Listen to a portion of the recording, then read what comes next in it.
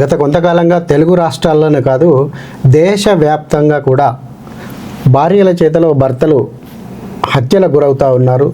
అసలు ఇట్లాంటి పరిస్థితి భారతదేశం, ఎందుకంటే భారతీయ సనాతన సంస్కృతి, భారతీయ సాంప్రదాయాలు, భారతదేశంలో స్త్రీకి అత్యంత విలువైన ఒక స్థాయి ఉంది.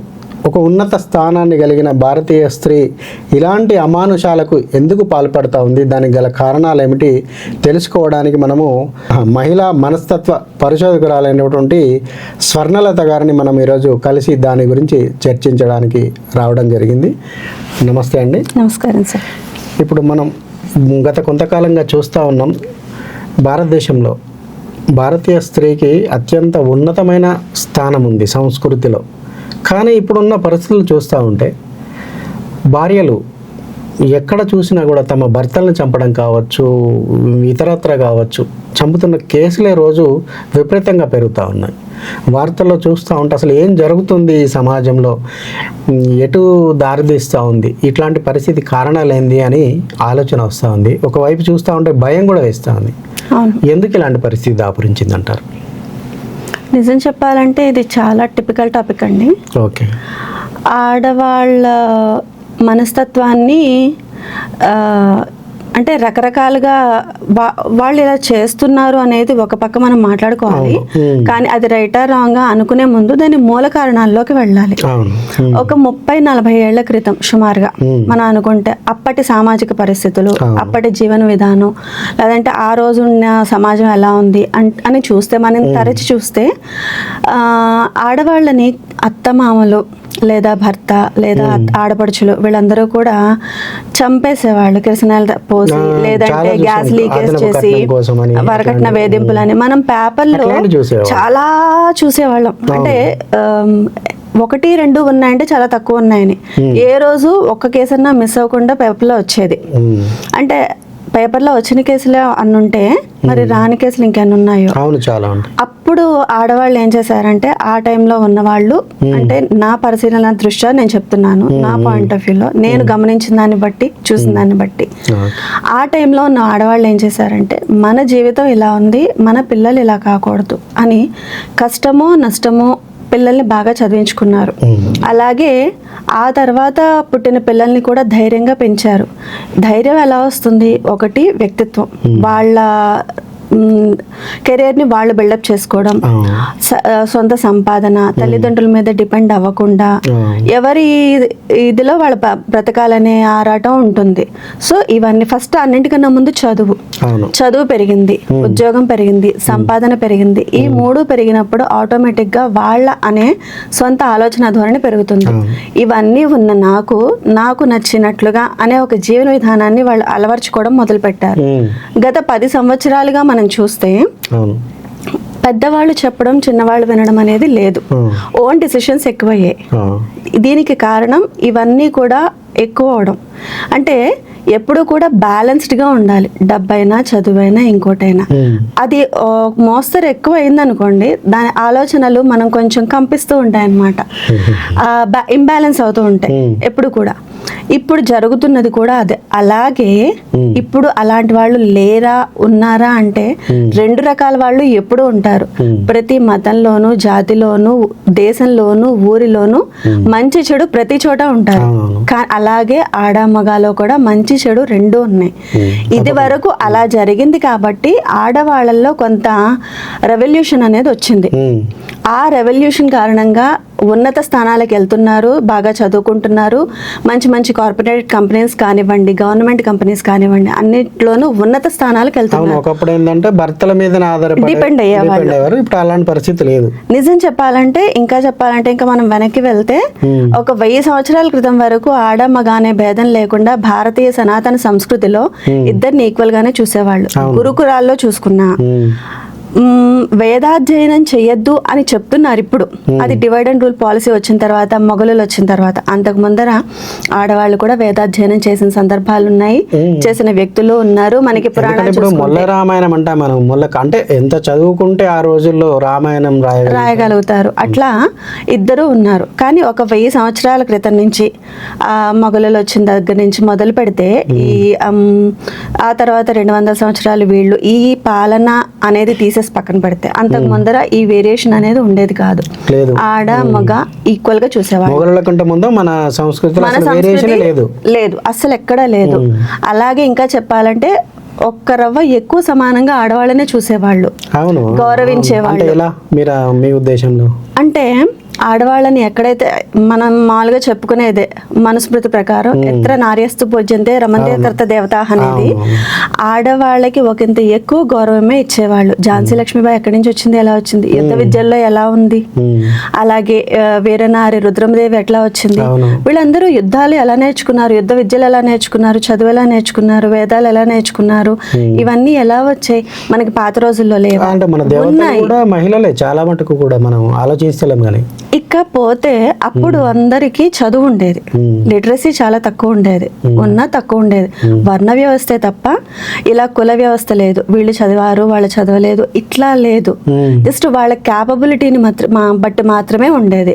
క్యాపబిలిటీ అంటే ఒక ఆఫీసులో మేనేజర్, లేదంటే తర్వాత క్లర్క్, తర్వాత స్వీపర్, లేదంటే అటెండర్, ఇలా ఏ స్థాయిలో జిఎం, ఏజిఎం, అట్లా మనకి జనరల్ మేనేజర్, ఇలా ఎలా అయితే స్థాయిలు ఉన్నాయో అలా వర్ణ వ్యవస్థలో టాలెంట్ని బట్టి నువ్వు ఏం చేయగలవు అన్న దాన్ని బట్టి నీ వర్ణం నిర్ణయింపబడుతుందే తప్ప వీడు ఎక్కువ కులంలో ఉన్నాడు తక్కువ కులంలో ఉన్నాడు అనేది లేదు. ఏ కులం వాడైనా నేను వేదాధ్యయనం చేస్తాను అంటే అతను బ్రాహ్మణుడే, అతనికి ఉపనయనం చేయవచ్చు, ఉపనయనం. అలాగే నాకు ఏ పని చేత కాదు, నేను ఇలా కుమ్మరి వృత్తి చేస్తాను అంటే అతను కుమ్మరి అవుతాడు. అట్లా వర్ణ వ్యవస్థ నిలిచిందే తప్ప కుల వ్యవస్థ లేదు. ఇకపోతే ఇప్పుడు వచ్చేటప్పటికి మనం ఇవన్నీ పక్కన పెట్టేసి, అంటే పాత రోజులు మాట్లాడుకున్నాం, మధ్యలో మాట్లాడుకున్నాం, ఇప్పుడు వచ్చేటప్పటికి ఒక 40 ఏళ్ల క్రితం జరిగింది మాట్లాడుకున్నాం. ఇప్పుడు వచ్చేటప్పటికి వీళ్ళందరూ ఏం చేశారు, మేము ఎక్కువ అనే ఫీలింగ్ లోకి వచ్చేసారు. అంటే చదువులు బాగా చదువుతున్నారు. మీరు గత కొన్నేళ్లుగా రిజల్ట్స్ చూసుకుంటే 10th చూడండి, ఇంటర్ చూడండి, రిజల్ట్స్ అన్ని చూసుకుంటే ఆడపిల్లలు ఎక్కువ శాతం ఉత్తీర్ణులు అవుతున్నారు. అప్పుడు కూడా ఉన్నది మహిళా ఉత్తీర్ణత ఉంది, కానీ ఎంత చేసినా పెళ్లి పర్సంటేజ్ తక్కువ, చదువుకున్న వాళ్ళు కూడా తక్కువ. ఇప్పుడు 10th తో ఆపేసి పెళ్లిళ్ళు చేసేవాళ్ళు, ఇంటర్ తో ఆపేసి పెళ్లిళ్ళు చేసేవాళ్ళు. ఆడపిల్ల అంటే ఎంత చదువుకున్నా ఒక ఇంటికి వెళ్లాల్సిందే కదా, పెళ్లి చేసి పంపించేద్దాం అనే దృష్టి ఎక్కువ ఉండేది. అప్పుడు చదివించేవాళ్ళు కానీ కొంతవరకే. ఇప్పుడు ఆ చదువులు పెరిగాయి.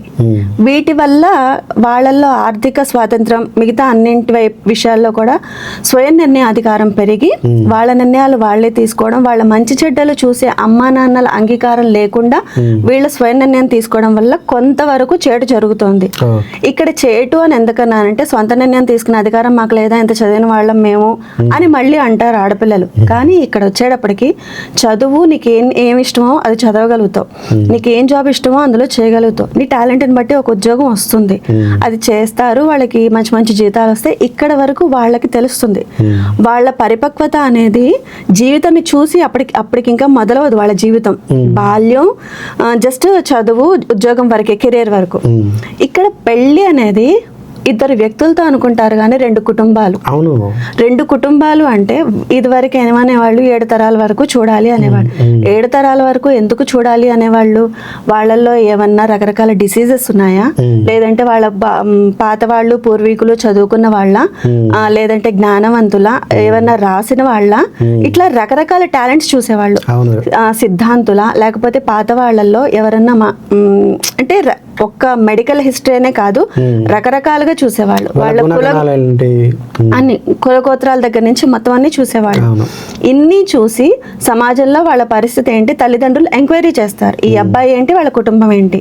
ఇన్ని చేసిన తర్వాత ఫెయిల్ అయ్యే పెళ్లిళ్ళు చాలా తక్కువ ఉంటాయి. అప్పటికి అవ్వవని నేను అనను, కానీ అవుతాయి, కానీ తక్కువ ఉంటాయి ఫెయిల్ అయ్యే పరిస్థితి అయితే కాదు. వీళ్ళు స్వయంగా ఒక అబ్బాయిని చూసి మంచా చెడా అని ఆ అబ్బాయి వరకే ఆలోచిస్తారు. ఆ అబ్బాయిని దాటి కుటుంబం దాకా వీళ్ళు వెళ్ళలేరు. ఎందుకంటే అతని వరకే ఇతను మంచివాడా, అందగాడా, జీతం ఉందా, ప్యాకేజ్ ఉందా, ఇట్లా ఇంతవరకే చూస్తారు. జాబ్ ఏంటి, పరిసరాలు, కాలేజీలోనో ఉద్యోగంలోనో అట్లా పరిచయమైన వాళ్ళని. ఇది ఒకటి. రెండోది వచ్చేటప్పటికి సోషల్ మీడియా ప్రభావం.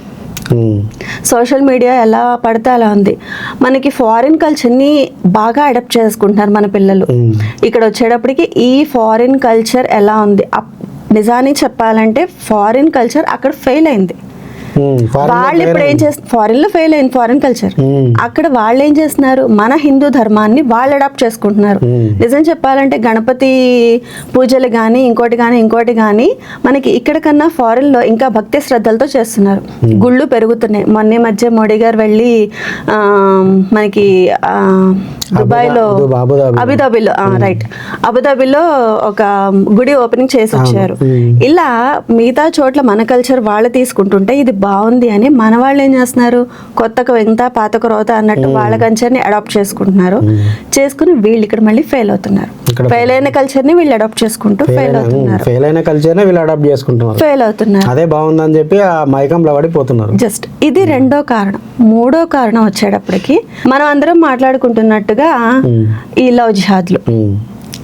లవ్ జిహాద్లకి పిల్లలు ఎందుకు అట్రాక్ట్ అవుతున్నారు అంటే వాళ్ళల్లో మానసిక పరిపక్వత లేకపోవడం, అలాగే నియంత్రణ లేకపోవడం, వాళ్ళ మీద వాళ్ళకి సెల్ఫ్ కంట్రోల్ అనేది లేకపోవడం. ఇది కొంచెం ఆలోచించాల్సిన విషయం.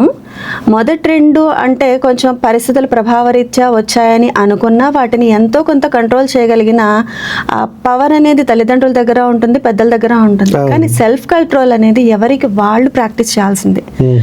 ఇప్పుడు ఎవరన్నా వచ్చారు మాట్లాడారు అంటే మా నాన్నగారితో మాట్లాడండి లేదంటే మా వాళ్ళతో మాట్లాడండి అనేది పోయి వీళ్ళకి వీళ్ళు వాళ్ళ వైపు అట్రాక్ట్ అవ్వడం అనేది చాలా ఆడపిల్లల్ని దెబ్బతీస్తున్న పెద్ద అంశం. సరే, ఇదంతా అయిపోయింది. ఇలా రకరకాలుగా వీళ్ళు ఏం చేస్తున్నారంటే తెలిసి తెలియక ఏదో మోజులోనో మాయలోనో పడి పెళ్లిళ్ళు చేసుకుంటున్నారు. చేసుకున్న తర్వాత వాళ్ళు ఏంటనేది వీళ్ళకి తెలిసి ఆ సంసారంలో ఇమడలేక వాళ్ళతో ఉండలేక ఏం చేయాలో తెలియక బయటికి వస్తే బతకగలమో లేదో తెలియక క్షణికావేశంలో దానికి సొల్యూషన్ నిజం చెప్పాలంటే పెద్దవాళ్ళని అడిగితే వాళ్ళ అనుభవం మీద వాళ్ళు ఎంతో కొంత సలహా ఇస్తారు. నాకు ఇది ఒక ప్రాబ్లం ఉంది, ఇలా ఉంది, నేను ఏం చేయాలి, నాకు ఇలా కావాలని ఉంది అని పెద్దవాళ్ళతో ముచ్చటించే స్వతంత్రం తీసుకోవట్లేదు. సలహా దొరుకుతుంది, పెద్దవాళ్ళు వీళ్ళ మంచి కోసమే చెప్తారు. కానీ వీళ్ళేం చేస్తారు, వాళ్ళని అడగరు, ఫ్రెండ్స్ని అడుగుతారు. ఫ్రెండ్స్ ఏమవుతారు, వాళ్ళు ఈక్వలైజే కదా. అలాంటప్పుడు వాళ్ళు వీళ్ళకేం సలహా ఇస్తారు, ఏదో దిక్మాలిన సలహా ఇస్తారు. అది తీసుకుని వీళ్ళు ప్రొసీడ్ అవుతారు. క్షణికావేశంలో కుటుంబాలన్నీ కూడా చెల్లా చెదరైపోతున్నాయి. మొత్తం దుర్భర పరిస్థితులు చూస్తుంటే చాలా బాధ అనిపిస్తుంది. అయితే 40 ఏళ్ల క్రితం ఆడపిల్లల్ని చంపడం అది తప్పే. వరకట్న వేధింపులు అంటూ ఇంకోటంటూ కారణాలు ఏదైనా కానివ్వండి. అలాగే అందుకనే మనకి 498 చట్టాలు లాంటివి వచ్చింది కూడా కారణం అదే. ఫెమినిస్టులు కూడా అక్కడి నుంచి కదా బయలుదేరారు. రైట్. నిజాన్ని చెప్పాలంటే ఆ పరిస్థితుల్ని కూడా కొన్ని వర్గాలు క్యాచ్ చేసుకొని ఇంకింత సమాజం కుటుంబ వ్యవస్థను చిన్న భిన్నం చేయడానికి ఇంకొన్ని పనికిరాని మాటలు చెప్తూ సమాజాన్ని నాశనం చేస్తున్నారు అనేది కూడా ఒక వాదన ఉంది. అది కూడా ఉంది, మనం అక్కడికి కూడా వద్దాం.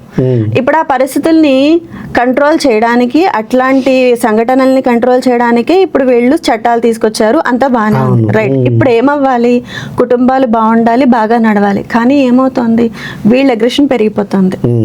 పెరిగిపోయి వీళ్ళే అవతల వాళ్ళని చంపేసి. ఎందుకు ఆ పరిస్థితి వస్తుందంటే ఇక్కడ మనం అనుకున్నట్టు మానసిక పరిపక్వత లేకపోవడం, పెద్దవాళ్ళకి పిల్లలకి మధ్యలో సేయర్జ్ లేకపోవడం, వీళ్ళకి పిల్లలతో అలాగే పెద్దలకి పిల్లలతో పిల్లలకి పెద్దలతో ఇద్దరికి ఒకళ్ళతో ఒకళ్ళు మనసు పంచుకుని మాట్లాడేంత స్వాతంత్రం లేకపోవడం. ఇప్పుడు నాకు ఏదైనా ప్రాబ్లం వస్తే నేను మా అమ్మకో నాన్నకో చెప్తే వాళ్ళు నాకు సొల్యూషన్ చెప్తారనే నమ్మకం వీళ్ళకి లేకపోవడం. అలాగే పిల్లలకి ఏ సమస్య వచ్చినా వాళ్ళు ముందు నాకొచ్చి చెప్పాలి అనే ఆ పరిస్థితుల్ని కల్పించలేకపోవడం పెద్దల తప్పు. ఇక్కడ ఇద్దరు తప్పు ఉంది. తల్లిదండ్రులు పిల్లలతో ఫ్రెండ్లీగా ఉండాలి. ఈ రోజుల్లో సొసైటీలో ఏముందనేది కొంత తల్లిదండ్రులు ఇవ్వాలి, పిల్లలకు ఇవ్వాలి. మనం ఏంటి, మన ధర్మం ఏంటి, ఇది వాళ్ళకి కొంత తెలియచేయాలి. చుట్టూ ఉన్న పరిస్థితులు ఎలా ఉన్నాయి, వాటిని ఎలా ఫేస్ చేయాలి. నీకు ఏదైనా ప్రాబ్లం వస్తే ఎక్కడో కాదు, నన్ను అడుగు, నేను చూస్తాను. తిడతారండి, తిట్టినా మంచి చేస్తారు. అంతే. ఒకవేళ వాళ్ళకి తెలియలేదు, నలుగురితో మాట్లాడతారు, మంచో చెడో సలహా ఇస్తారు. దాన్ని బట్టి వెళ్తే సమస్యని ట్యాకిల్ చేయడం చాలా ఈజీ అవుతుంది. సొంత నిర్ణయాలు తీసుకున్నప్పుడు నీకు సహాయం చేసే వాళ్ళు ఎవరుంటారు? ఇప్పుడున్న స్నేహితులు రేపు వచ్చి ఏదైనా చేస్తారా? చెయ్యరు. ఇటువంటి ఒక కుటుంబ వాతావరణం ఉన్న చోట ఇలాంటి సంఘటనలు చాలా తక్కువగా జరుగుతాయి. జరగవనను, ఎక్కడ ఏ సందర్భంలోనూ జరగవనను. ఇలా కొన్ని తగ్గుతాయి, చెదురుమదురుగానే ఉంటాయి. ఇకపోతే ఈ చిన్న చిన్న సొల్యూషన్స్ అంటే తాత్కాలిక ప్రయోజనాల కోసం, అంటే వివాహేతర సంబంధాలు, వాటి కోసం భర్తని వద్దనుకోవడం. ఇప్పుడు నీకు ఒక వివాహం నచ్చలేదు, ఆ వివాహ బంధం నచ్చలేదు, లేదా ఆ వ్యక్తి నచ్చలేదు, అందులో ఇమడడం ఉండడం ఇష్టం లేదు, అప్పుడు నువ్వు బయటకు వచ్చే నీ వాళ్ళతో మాట్లాడు, లేదా అతనితో మాట్లాడు. అతనితో మాట్లాడితే కుదరకపోతే నువ్వు బయటకు వచ్చే నీ వాళ్ళతో మాట్లాడు, బయటికి రా. నువ్వు విడిగా ఉండడానికి ట్రై చేయి. అంతేకాని ఎవరో ఇష్టమని వివాహేతర సంబంధాల కోసం భర్తని చంపడం చాలా హీన పరిస్థితి. అదే ఇప్పుడు జరుగుతున్న ప్రచారం, అదే జరుగుతున్న సంఘటనలు కూడా చూస్తా ఉంటే అదే జరుగుతా ఉంది. ఎక్కువ శాతం నిజం చెప్పాలంటే అక్కడి నుంచి మొదలై ఇక్కడ తేలుతా ఉంది విషయం. ఇక్కడ భర్తని చంపడం కాకుండా ఎక్కువ సంఘటనలు వివాహేతర సంబంధాలతోటే మొదలవుతున్నాయి ఈ హత్యలన్నీ కూడా. అవును, వివాహేతర సంబంధాలు ఎక్కడ మొదలవుతున్నాయి? ఈ ఫోన్లలో. నెక్స్ట్ మనకు వచ్చేటప్పటికి ఫేస్బుక్ ఫ్రెండ్స్, ఇన్స్టాగ్రామ్ ఫ్రెండ్స్, వీళ్ళందరినీ ఎక్కడెక్కడో చూసేసి వాళ్ళని నచ్చారని చెప్పి కొన్ని ఎక్కడో చెదురుమదురు సంఘటనల్లో, రీయూనియన్స్ లో ఎక్కడో పాత ఫ్రెండ్స్ అన్ని తగలారని చెప్పి ఇట్లా రకరకాలుగా జరుగుతోంది. సరే, సోషల్ మీడియా కొంతవరకు ప్రభావం చూపిస్తోంది, కరెక్టే. కానీ ఎంత ఇదైనా నీకు ఆ బంధం ఎంత నచ్చకపోయినా, ఆ ఇంట్లో ఉండడమో ఇమ్మడమో ఎంత నచ్చకపోయినా, ఒక మనిషిని చంపే హక్కు ఎవరికి లేదు. దట్టు పిల్లల్ని చంపుతున్నారు. ఇంకొక కుటుంబాన్ని నాశనం చేసినట్టే కదా. ఒక వ్యక్తిని చంపడం అంటే ఆ కుటుంబాన్ని చిన్నభిన్నం చేసినట్టే కదా. నీకు ఆ వ్యక్తితో ఉండడం ఇష్టం లేకపోతే బయటికి రావాలి. ఒక మనిషిని చంపితే నువ్వు మనశాంతిగా ఉండగలవా? ఉంటారా? పట్టుబడకుండా ఉంటారా? దొరికితే జైలుకే కదా వెళ్ళాలి. అప్పుడు దీనికన్నా అదే పద్ధతి కదా. నువ్వు ఏం చేయాలి? బయటికి రావాలి, మీ పెద్దవాళ్ళతో మాట్లాడాలి, నీ పిల్లలతో మాట్లాడాలి, ఏం చేయాలని ఒక ఆలోచన రావాలి. కానీ పిల్లల్ని చంపడం అనేది చాలా నీచం అసలు.